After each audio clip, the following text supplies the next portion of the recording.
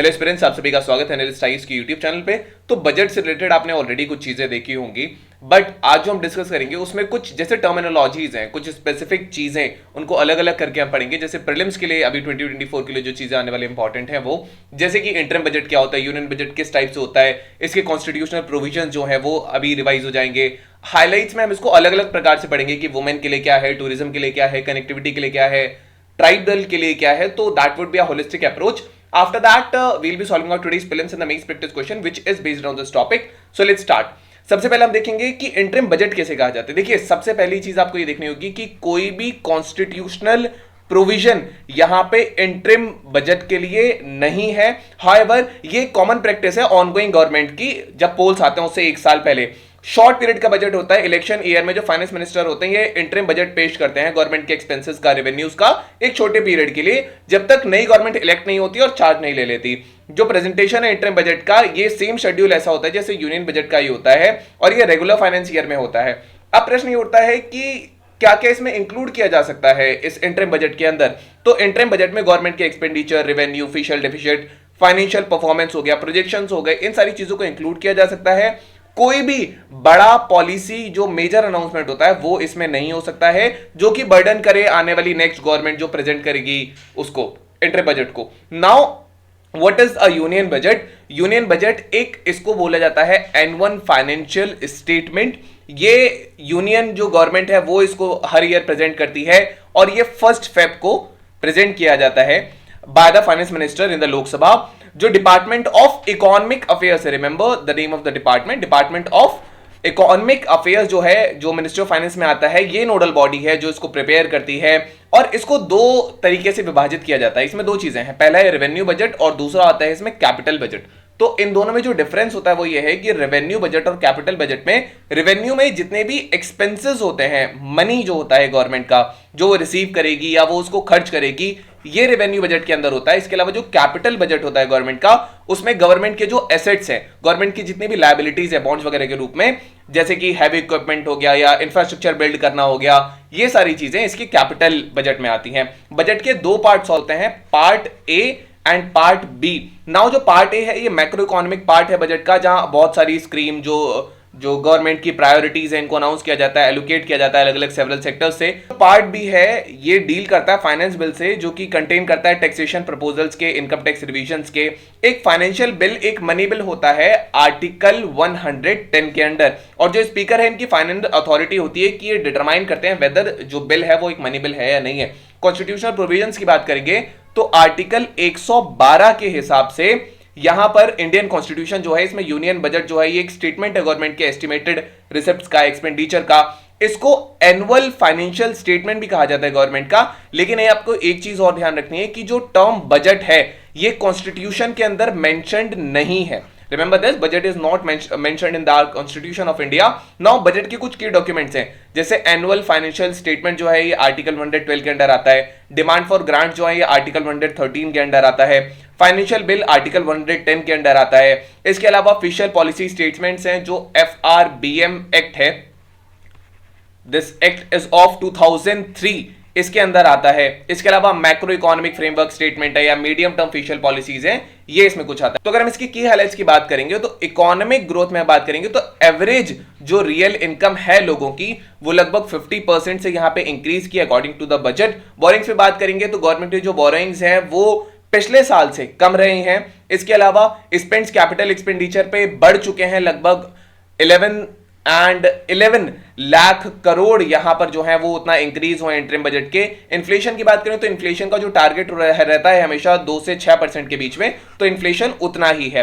फिशल deficit की बात करेंगे तो फिशल डेफिसिट में कमी आई है और वो लगभग 4.5% है 2025-2026। फिशल डेफिसिट गवर्नमेंट के एक्सपेंडिचर जितना हो रहा है और उसकी जो इनकम है उसके बीच का डिफरेंस होता है। नाउ टैक्स रेट पे बात करेंगे तो जो गवर्नमेंट है ये प्रपोज करती है सेम टैक्स रेट रहेंगे। इसके अलावा जीएसटी कलेक्शन की बात करेंगे तो जीएसटी कलेक्शन जो है वो डबल हो चुके हैं, एंड डबल होकर GST collection is around 1.66 lakh crore in this year, financial year of 2024। तो यहां पे ये कलेक्शन हुआ है।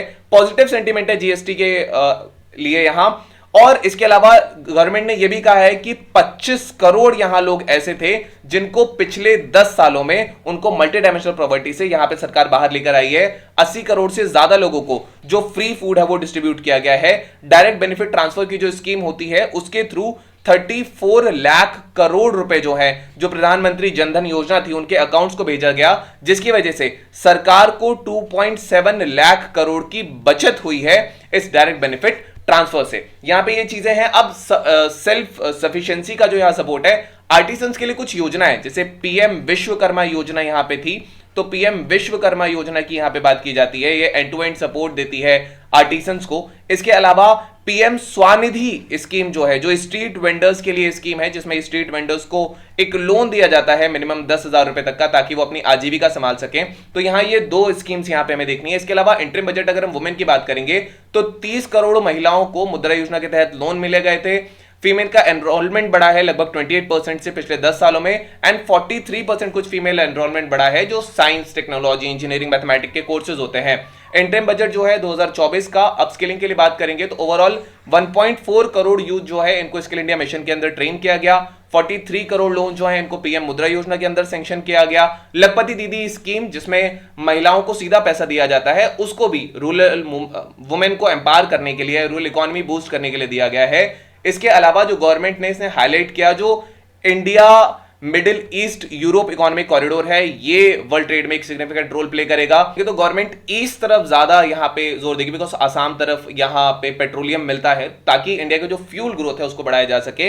अब यहाँ पे टूरिज्म और इन्वेस्टमेंट का अगर हम देखेंगे तो कॉम्प्रिहेंसिव डेवलपमेंट टूरिस्ट सेंटर का यहाँ पे होगा, इंफ्रास्ट्रक्चर प्रोजेक्ट होंगे जो टूरिज्म को बूस्ट करेंगे, इंक्लूडिंग जैसे आइलैंड्स हैं, जैसे लक्षद्वीप यहाँ पे है, उनको बूस्टिंग का यहां पे चीजें ली जाएंगी।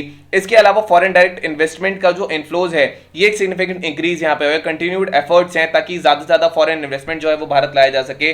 डेवलपमेंट एंड सपोर्ट की अगर हम बात करेंगे तो यहां डेवलप मंत्रा कॉम्प्रिहेंसिव, सबका साथ, सबका विकास, सबका विश्वास यहां पे है।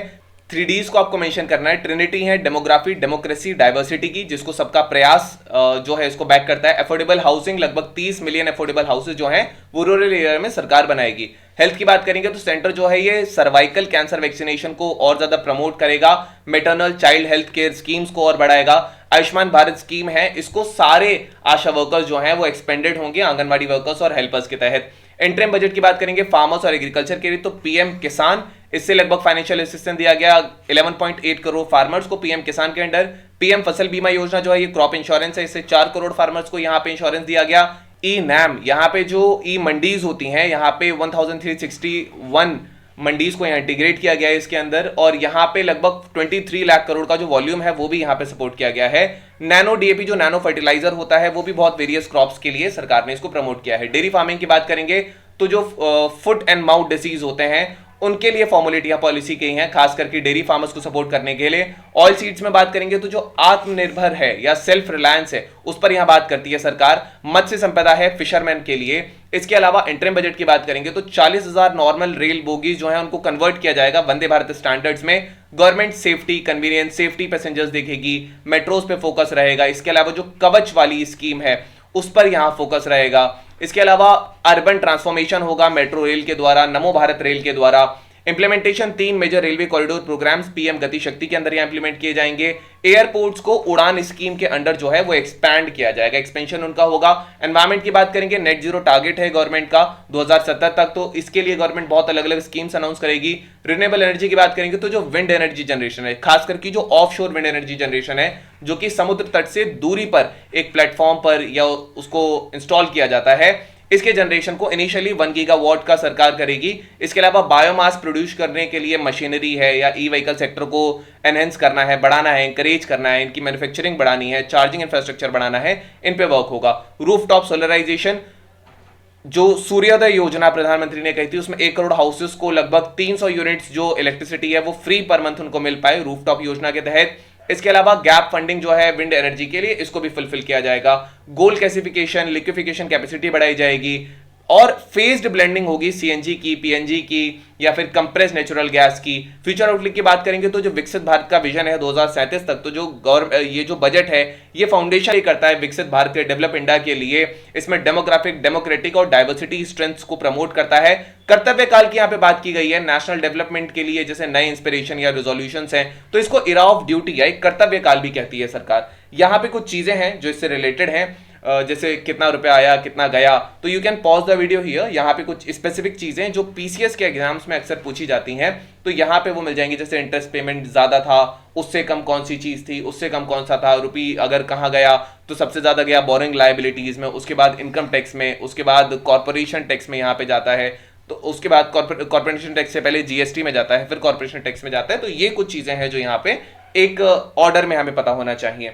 नाउ अगर हम बात करेंगे इंपॉर्टेंट टर्म्स जो इसमें मेंशन्ड है, तो सबसे पहला है ज्ञान। ये जो मेन एरियाज है गवर्नमेंट के, इनका फोकस है गरीब, युवा, अन्नदाता और नारी शक्ति पे, यही ज्ञान है। इसके अलावा सबका प्रयास की बात की जाती है, जिसमें सारे नेशन को चैलेंज से, जो कोविड-19 पैंडेमिक से निकाला गया है, और इसके अलावा अमृतकाल की फाउंडेशन यही ले की जाती हैं। रियलाइजेशन है अमृतकाल के ड्रीम का, ये तब तक फुलफिल नहीं किया जा सकता जब तक सारे स्टेक होल्डर जो है कंट्री में, सबका प्रयास ना हो। पीएम जनमन की यहाँ बात की जाती है, तो जो जनमन है वो जनजाति के लिए है, यहाँ पे जो खासकर पर्टिकुलरली वनरेबल ट्राइबल ग्रुप्स हैं उनके हैबिटेशन के लिए, बेसिक फैसिलिटीज, वाटर है, हेल्थ केयर है, रोड्स उनको मिल पाए। इसके अलावा 5 रिजोल्यूशंस यहाँ पीएम ने सजेस्ट किए थे इंडिपेंडेंस डे की स्पीच पे। इस पे एक था resolve of develop India, removing any trace of colonial mindset, taking pride in our own legacy, our strength of unity, fulfilling the duties of citizens and the honesty. इसके अलावा government development and performance है, जिसको GDP कहा जाता है, मोर comprehensive inclusive model है growth के लिए, डेवलपमेंट के लिए। इसके अलावा फर्स्ट डेवलप इंडिया है, ये गवर्नमेंट जो है नेगोशिएट करेगी बायलैटरल इन्वेस्टमेंट ट्रीटीज पे, खासकर फॉरेन पार्टनर्स के लिए। पीएम स्कूल्स की बात की गए हैं, ये सेंट्रली स्पॉन्सर्ड स्कीम है और लगभग 14,500 पीएम श्री स्कूल जो है ये एस्टैब्लिश किए जाएंगे सेंट्रल गवर्नमेंट, स्टेट गवर्नमेंट्स में, लोकल बॉडीज में, केंद्रीय विद्यालय में। इनका ऑब्जेक्टिव है एक इंक्लूसिव वेलकमिंग एटमॉस्फेयर बनाना हर एक स्टूडेंट के लिए, ताकि उसकी वेलबींग इंश्योर की जाए और एक एनरिचिंग लर्निंग एनवायरमेंट हो। भारत का जो यूथ है, इनके जो एंटरप्रेन्योर्स हैं खासकर की, इनको रोजगार दाता के रूप में कहा गया अमृतकाल के रूप में, क्योंकि रोजगार बाकियों को देते हैं। पीएम मुद्रा योजना, funds of fund, startup India, startup credit है, ये सब जो है ये असिस्ट करेंगी हमारे रोजगार दाताओं को। इसके अलावा ट्रिनिटी की हमने बात की, डेमोग्राफी, डेमोक्रेसी एंड डाइवर्सिटी की। You have to mention these 3 words if question अगर इस पर आता है तो।